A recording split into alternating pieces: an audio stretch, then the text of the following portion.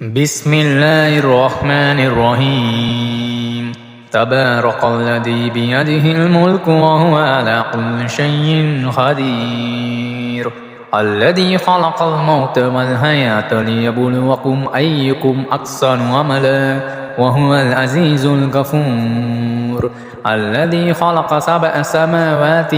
طباقا ما ترى في خلق الرحمن من تفاوت فارجع البصر هل ترى من فتور ثم ارجع البصر كرتين ينقلب إليك البصر خاسئا وهو حسير ولقد زينا السماء الدنيا بمصابيح وجعلناها رجوما للشياطين وأعتدنا لهم عذاب السعير وللذين كفروا بربهم عذاب جهنم وبئس المصير إذا ألقوا فيها سمعوا لها شهيقا وهي تفور تكاد تميز من الغيظ كلما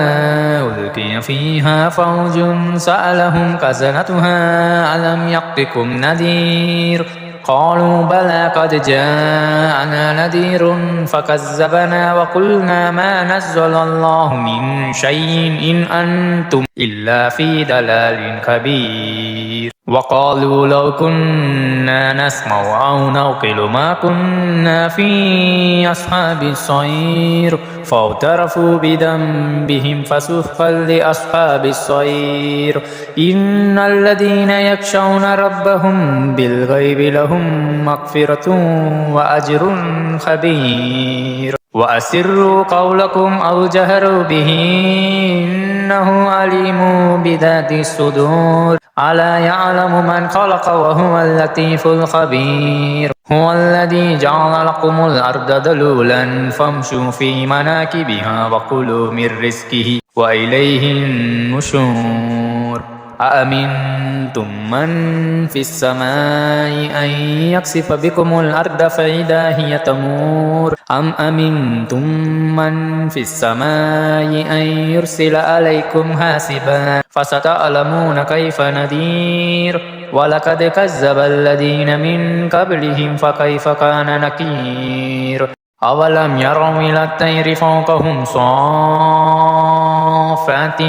ويقبلن ما يمسكهن إلا الرحمن إنه بكل شيء بصير أمن هذا الذي هو جند لكم ينصركم من دون الرحمن إن الكافرون إلا في غرور أمن هذا الذي يرزقكم إن أمسك رزقه بل لجوا في عتو